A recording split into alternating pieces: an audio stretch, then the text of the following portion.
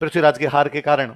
अपना सवाल ये है, और चंद्रबरदाई कहता है कि मैंने पृथ्वीराज को कहा कि गोली मार अपने, तो अपने कोई तीर वीर नहीं चलाना घंटे पे, तेरे राइट साइड के अंदर गोरी बेटा हुआ चलता दे। अरे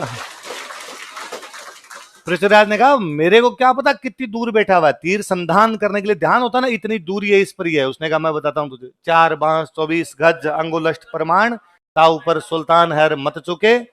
वो दूरी बता, सारे सवाल पूछने का, एक बार रुका अपने।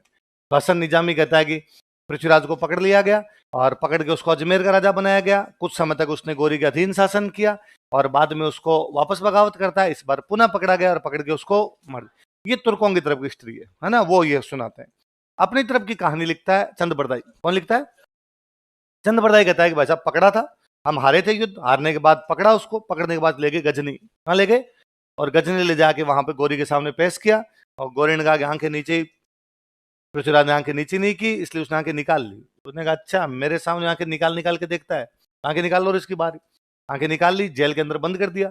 चंद्रबरदाई कहता है पृथ्वीराज मेरा बहुत अच्छा दोस्त था, मैं अपने दोस्त से मिलने के लिए गजनी गया, उससे जेल में जाके मिला, जेल में जाके मिला तो मुझे पता चला कि उसकी दोनों आंखें निकाल ली गई। मैं गोरी से जाके मिला और मैंने गोरी को जाकर कहा कि सुल्तान हमने तेरे को पकड़ा था और तेरे को वापस छोड़ दिया था, तुमने पकड़ा और पकड़ दिया, हमारे राजा की आंखें निकाल ली। गोरी ने कहा भारतीय संस्कृति कहती है कि दुश्मन को पकड़ लो और दुश्मन माफी मांग ले तो उसको छोड़ दो, माफी नहीं मांगे तो भी उसके साथ बुरा बर्ताव तो मत करो। हमारी संस्कृति कहती है कि दुश्मन को पकड़ने के बाद आंखें निकालो फिर मारो, तो अभी तो आंखें निकाले, अभी तो मारेंगे। और चंद्रबरदाई ने कहा कि आप जो तुम्हारी जेल में है, कैद में, उसके साथ हो तुम कुछ भी कर सकते हो, पर फिर भी तुम जानते नहीं हो हमारे राजा के पास में अद्वितीय शक्ति। क्या है तुम्हारे राजा के पास ऐसा? उसने कहा हमारा राजा शब्द भेदी बाण चलाना जानता है। क्या जानता है? गोरी ने कहा मतलब क्या हुआ? आवाज पे तीर चलाना जानता हो।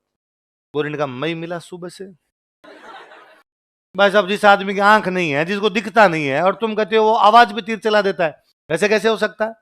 और चंद्रबरदाई ने कहा अरे इसका मतलब तूने भारत की संस्कृति को कहां जाना है, हमारे तो आवाज के तीर के चक्कर में बड़े बड़े कांड हो गए भाई साहब। हमारे तो अयोध्या के राजा थे महाराज दशरथ, कौन थे? और शब्द भेदी बाण चलाना जानते थे। अयोध्या सरयू नदी के किनारे थी, सरयू जी के किनारे एक दिन महाराज दशरथ रात को बैठे हुए कि सरयू जी में जैसे ही कोई पानी पीने के लिए जानवर आएगा शिकार करेंगे उसका, क्योंकि जैसे पानी पीने के लिए जानवर आता वो मुंह डालता, आवाज आती, महाराज दशरथ शिकार कर लिया करते। बदकिस्मती उस दिन वहां पर पानी भरने के लिए श्रवण कुमार, जो कि अपने अंधे माता पिता को तीर्थ यात्रा कराते हुए वहां से निकल रहा था, वो पहुंचा। उसने जैसे ही अपना बर्तन डाला, छपाक की आवाज के साथ महाराज दशरथ ने तीर चलाया, श्रवण कुमार को मार दिया। मनुष्य के चित्कार सुनकर महाराज दशरथ भाग कर गए, देखा कि युवक छटपटा रहा है। उन्होंने पूछा तुम कौन हो? युवक ने पुनः कहा कि महाराज इतना पूछने की अब समय नहीं है, प्लीज मेरे अंधे माता पिता वेट कर रहे होंगे, उनको पानी पिलाइए। दशरथ पानी लेके श्रवण कुमार के माता पिता के पास गए, तो दशरथ से कुछ बोला नहीं गया, पर माता पिता पद चाप से समझ गए कि व्यक्ति तो कोई तीसरा ही है। उन्होंने पूछा तुम कौन हो, हमारा श्रवण कुमार कहाँ है? महाराज दशरथ ने कहा कि मैं सॉरी बोलता हूँ, क्षमा मांगता हूँ आपसे, आपके बेटे को मेरे तीर से मृत्यु हो चुकी है, मैं आपकी सेवा करूंगा, मैं तीर्थ यात्रा करवाऊंगा, प्लीज मेरे साथ चलिए, प्लीज ये पानी पी लीजिए। और श्रवण कुमार के अंधे माता पिता ने रोते रोते कहा कि महाराज दशरथ अब जब बेटा चला गया तो हम भी जीकर क्या करेंगे, पर हम तुम्हें श्राप देते हैं, जिस प्रकार आज हम पुत्र वियोग में तड़प तड़प के मर रहे हैं, पर इसी प्रकार तुम कभी पुत्र वियोग में तड़प तड़प के मरोगे। समय का चक्र घुमा, महारानी कैकेयी को दिए गए 2 वरदानों के कारण भरत का राज तिलक किया गया, भगवान श्री राम को 14 वर्ष का वनवास में, और भगवान श्री राम जब वनवास के लिए पधारे तो महाराज दशरथ उसी प्रकार तड़प तड़प के मरे जैसे श्रवण कुमार के अंधे माता पिता। शब्द वेदी बाण नहीं होता तो रामायण ही नहीं होती। पूरी कहानी तो हमारे वो वनवास जाओ, सीता जी का अपहरण हो, और पूरा लंका कांड है भाई साहब, पूरी लंका चलानी पड़ी हमें तो, वरना हमारी तो कहानी वहां पे जाके समाप्त हो जाती। तो हमने कहा जब शब्द वेदी बाण ने तो हमारे मोटे मोटे काम करवाए हैं। गौरी ने कहा यदि इतना ही शब्द वेदी बाण तुम्हारा राजा चलाना जानता तो सुल्तान कोतक देखना पसंद करेगा। ये जो अचंबा है ये मुझे दिखाया जाए। अगले दिन गौरी एक बड़े से मचान पर आके बैठा, पृथ्वीराज को एक पोडियम पर खड़ा किया गया, सामने घंटी बांधी गई कि इस घंटी पे तीर चलाएगा, घंटी पे जैसे आवाज आएगी पृथ्वीराज तीर चला देगा।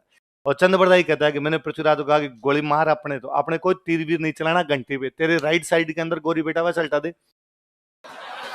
अरे पृथ्वीराज ने कहा मेरे को क्या पता कितनी दूर बैठा हुआ है, तीर संधान करने के लिए ध्यान होता ना, इतनी दूर ये इस पर ही है। उसने कहा मैं बताता हूं तुझे, 4 बांस 24 गज अंगुलष्ट प्रमाण, ताऊ पर सुल्तान हैर मत चुके।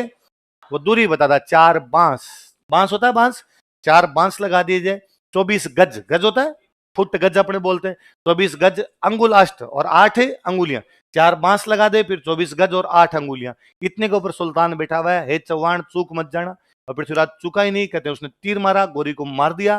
गोरी के सैनिक जब तक पृथ्वीराज और चंद्रबरदाई को मारते, उन दोनों ने आपस में एक दूसरे को मार दिया। एक दूसरे को मार के वो अपनी जीवन लीला समाप्त कर लेते हैं। तो ये कहानी सुनाई किसने?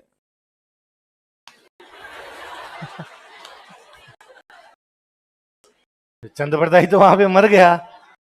यदि आपने एक मूवी देखी हो पायरेट्स ऑफ द कैरेबियन, है ना, कैरेबियन पायरेट में लुटेरे, लुटेरे जो होते हैं, तो पायरेट्स ऑफ द कैरेबियन के चंगुल में जो कोई फंस जाता है वो कभी जिंदा बचकर वापस, तो जैक स्पैरो उसके अंदर कहता। तो ये कहानियां सुनाता कौन है? कौन बताता कि पायरेट्स ऑफ द कैरेबियन ये है वो है? हालांकि हम जवाब देते हैं, हम कहते हैं चंद्रबरदाई के बेटे ने इस कहानी को पूरा किया था। बेटे का नाम है जलहन। क्या नाम है? और फिर भी सवाल खड़े होते हैं। कहानी है 1192 की। कब की है? इस किताब का पहली बार पता चलता 1676 की राज प्रशस्ति में, जब 1676 में मेवाड़ के महाराणा राज सिंह राजसमंद झील बना रहे थे। राजसमंद झील के बाद वो राजसमंद झील के पास एक अभिलेख लगवा रहे हैं, राज अभिलेख है, राज प्रशस्ति। उस अभिलेख के अंदर राजा ये कह रहा है कि राजस्थान का इतिहास या मेवाड़ का इतिहास लिखेंगे। मेवाड़ का इतिहास जानने के लिए आसपास की रियासतों का इतिहास जानना भी जरूरी था, क्योंकि मेवाड़ के राजा ने मारवाड़ पर अटैक किया तो वहां पर भी कुछ लिखा हुआ होगा। मारवाड़ के राजा ने मेवाड़ शादी किए तो कुछ ना कुछ वर्णन मिलेगा।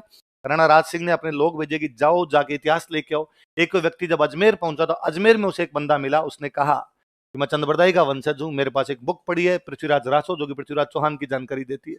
वो बुक पहली बार मेंशन की गई राज प्रशस्ति में, घटना के लगभग 400-500 साल बाद। हम अभी तक ये नहीं जानते ये पृथ्वीराज रासो जो हमारे पास है वो वही है क्या जो चंद्रबरदाई ने लिखी थी।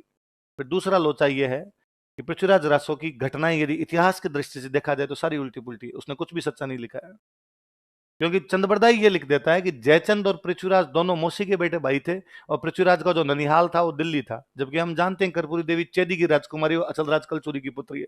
इस प्रकार की कई गड़बड़ियां करता है, इसलिए पृथ्वीराज रासो अभी तक भी हिस्टोरिकली सही नहीं मानी जाती है। तो पृथ्वीराज रासो हिस्टोरिकली सही नहीं मानी जाती है, तो हम इस घटना पर भी हमें नहीं पता कि ऐसा हुआ था ऐसा नहीं हुआ था। संभवतः ज्यादा ये माना जाता है कि हसन निजामी जो कह रहा है वो भी बात है सच्ची नहीं, जो चंद्रबरदाई कह रहा है वो भी सच्ची नहीं, रास्ता इनके बीच का है। यहाँ से पृथ्वीराज को पकड़ा है, पकड़ के उसको गजनी लेके गए, गजनी ले जाने के बाद उसकी आंखें निकाली, आंखें निकाल के मार दिया उसको। सिंपल सा इतना इतना सा वहां पर